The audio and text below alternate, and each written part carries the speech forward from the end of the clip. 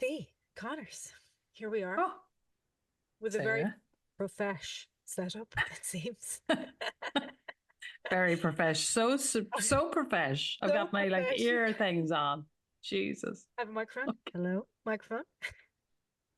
Not sitting outside Microphone. in the garden. No, we're sitting at desks now in chairs. What? Very, Oh my very God. professional. Very professional, very professional. Anyways, lovely to see you. And how about we Always. do a little reintroduction to ourselves Absolutely. Yes. and RecoveryZing? Sounds like a great plan. Will I start or will you? I will start. Why don't I Oh, go start? ahead. I will Go start. ahead. Yeah. Everybody, hello to everybody. Um, my name is Sarah, obviously, Hmm. and I am a psychotherapist, trained, worked for many years, based in currently in America. All my training was done in Ireland and ran a very busy practice for a long time. And I've a fairly deep understanding of recovery, being in recovery and being a therapist. So yeah, that's me over, and now I'm in the States, and Hmm. yeah, that's about it. Probably not a great introduction. Probably need to do that Oh, again. it's lovely. That was lovely. Lovely, lovely. Feel like I know you. I Do feel like you I know know. me? Hello, have you met I me? do. I feel like I know you, Sarah, getting in. I feel like I know I you. sound shady, Sarah. like not saying things. Shady lady. Shady. Sarah, I am Fee Connors, and you know me many, many, many, many, many years. Many. And I am a homeopath clinician, which is part of naturopathic medicine. And I've specialized in addiction and recovery for the last 2 decades, over 2 decades, Hmm. and have a long history, long, long, long, winding history of addiction and recovery myself. Hmm. So between the two of us, which is kind of staggering, we've over 40 years with our young selves, our youthful selves in recovery from addiction, which is That's pretty spectacular. extraordinary when you say it out loud, considering how Yeah. young we are. Shit. Jesus, imagine. Crazy. So that's pretty phenomenal. Amazing. And now here we are, both of us Here living in we the States are. from Dublin, Ireland. And here we are in America to send out the good shout to all the recovering people. Fantastic. So let me pose this question to you. Mm. Why on earth would anybody want to listen to us talking about recovery from love addiction? Oh, God. Why would they? Why would Why? they? Why? Why in God's name would Why? why in God's name would they? Like a Well, why would warning. they? It's like Yeah, warning, warning. Why would they? Well, first of all, let's back up and talk about RecoveryZing, which yeah, is kind of just great our idea. kind of like our springy name that sprung from the depths of fabulousness. So we had been kind of talking around this subject for a long time, talking about maybe starting a podcast or talking about the subject of love addiction because it's the great white elephant in the room, the huge addiction that's going around completely unnoticed by popular society to the most part and really unspoken about. And we both, in our independent clinical practice, had seen so many people suffering from this disease of love addiction and just really not getting to the help that they need. Anybody, like the clients I've worked with for 2 decades, still trying to find help with love addiction, and where is it?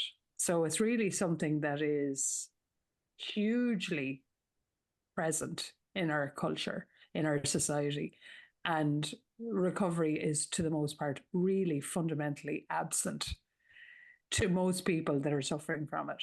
So that's really the reason that we have decided to do this podcast. And the recovering community, 12-step communities. And then we also wanted to incorporate the word that really describes both of our recoveries. And that is the word zing, because that's the whole ethos of what we're trying to do, is try to bring the zing back to people's lives that have just come out of the devastating uh, nightmare that is active love addiction. So that's really the word RecoveryZing. RecoveryZing, that's where the RecoveryZing podcast is coming from. And then why would anyone listen to us? Well, of course they're going to listen to us because to the most part, there's nothing going on out there. I mean, there's so little available, especially people in long-term recovery from love addiction. It really is, there's plenty of stuff popping up now on Instagram around people that might be, I don't know how much recovery they have, but they're certainly talking about love addiction. But the reality is, lots of people can talk about love addiction, but who's actually done the hard yards of the recovery to really be able to impart some knowledge and wisdom around it? 100%. So I think that's where we're coming in. Great. That's an amazing description and intro to RecoveryZing. I love the word RecoveryZing. The word zing is just encapsulates such joy and up energy, which is the exact opposite of love addiction and all things addiction. So it's so vitally important to understand that's part of that word, right? Because when you get into recovery, you don't really realize for the most part that you are there to recover your zing. That's what's happening because it wasn't there, or it was lost in the act and the actions of addiction. So I just think it's extraordinary. I love it. I think I think about that word and say the word all the time. Oh, I think it's a really good description. And I think as well, just to add to that, the other side being, like you mentioned, in clinical practice and in practicing in therapy for quite a few, over 14 years of a practice, the amount of zero information there is to really help support people along this path that even are not in the recovery world. So understanding what it might be, what it sounds like, how it manifests, all of those things are not available. So it's almost like people become even more entrenched in the active addiction because there isn't the correct information out in the world. Be able to And that's grasp it. what's going on. That's terrifying.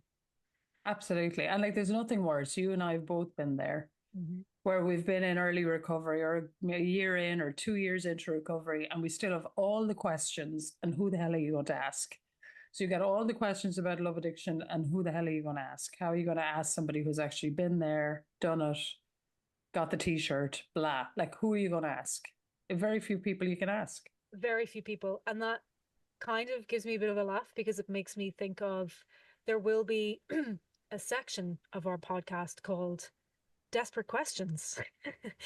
Desperate questions. The Desperate questions. which are coming directly from people in clinical practice that I've worked with and the general what kind of feedback we get in people, the questions that we hear all the time and that have been posed over the years that people want answered or need answered. Maybe they don't even realize it, but it'll be called Desperate Questions.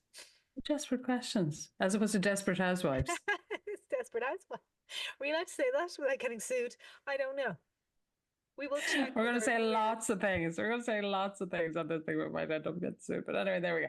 Desperate questions. Desperate questions. Love. Yeah. But so they're not desperate questions. Sorry, just to point that out. They're not desperate questions. They're really vitally important questions. Oh, yeah. When you're in the active addiction, they feel desperate because you don't know why you want to ask them in the first place because you think you should know the answer. So that's correct. Why I pose this question. Really important. Anyways, what were you going to say? I was going to say it just is good. It's good. It's good to know that there's people out there that have suffered from love addiction, that are in long-term recovery from love addiction, and that are actually living, to the most part, zingy lives. I mean, that's where we're trying to get to. So it's kind of exciting to think that there is actually someplace you can go, listen, get some knowledge, get some understanding, get some depth to what you're doing, get some help, get the help you need. I'm excited about it. It's very exciting. And you know me, Fee, it's all about practicality. How do we apply what we're talking about to our day-to-day? Because that's what moves the dial forward. And we will talk about those things in depth. Yeah. Okay, cool. Generally have chit-chat and you guys will enjoy it. Yeah, yeah, yeah, you will. Yeah, Yeah, you you will. will. Sarah Gilligan. Well, I'm delighted. Well, there's our little Fab. intro. That's our little intro. Okay. Amazing.